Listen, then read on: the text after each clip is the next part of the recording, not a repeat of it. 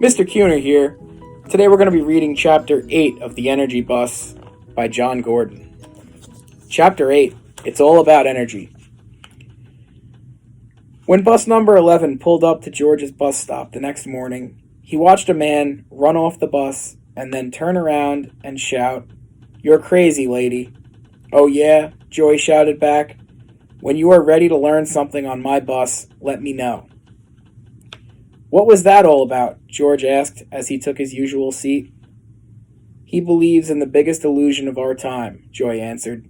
"Bigger than the illusion that the world is flat or that the sun moves east to west."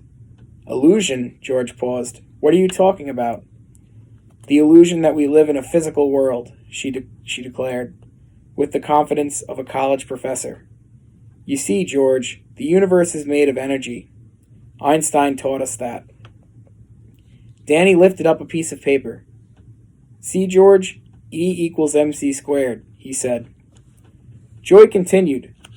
"Einstein taught that anything that is matter is energy.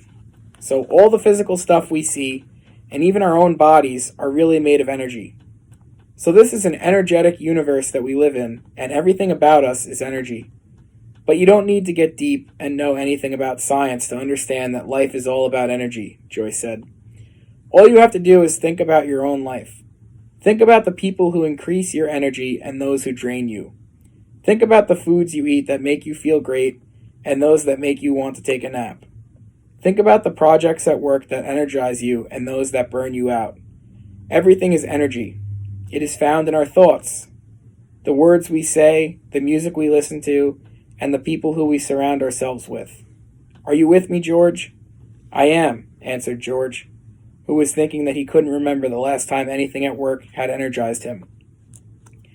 "Watch professional football or basketball on television," she continued, "and you'll always hear the announcers talk about the energy of the team, the energy of a player, or the energy of the fans. Walk into any arena or stadium and you can feel the energy of the crowd. It's like there is electricity in the air.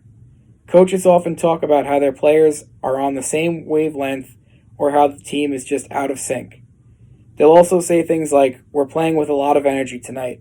It's all about energy, George. Have you ever worked with a colleague and you both knew what each other was going to say next? Or you said the same thing at the same time?" "Of course," George answered. "Happens all the time. Or has your wife ever read your mind?" "Too many times," he said with a smirk. "Energy of thought," she declared.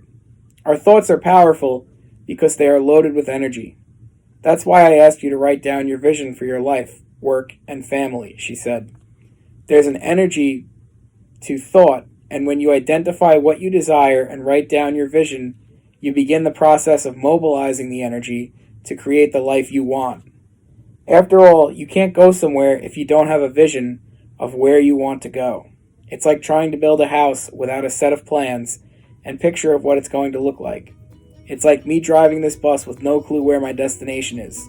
So, George, please tell me that you have a vision. Tell me where you want to go. I hope you wrote it down on the paper I gave you." All right, that's it for Chapter 8. Thanks for joining us today for the Energy Bus.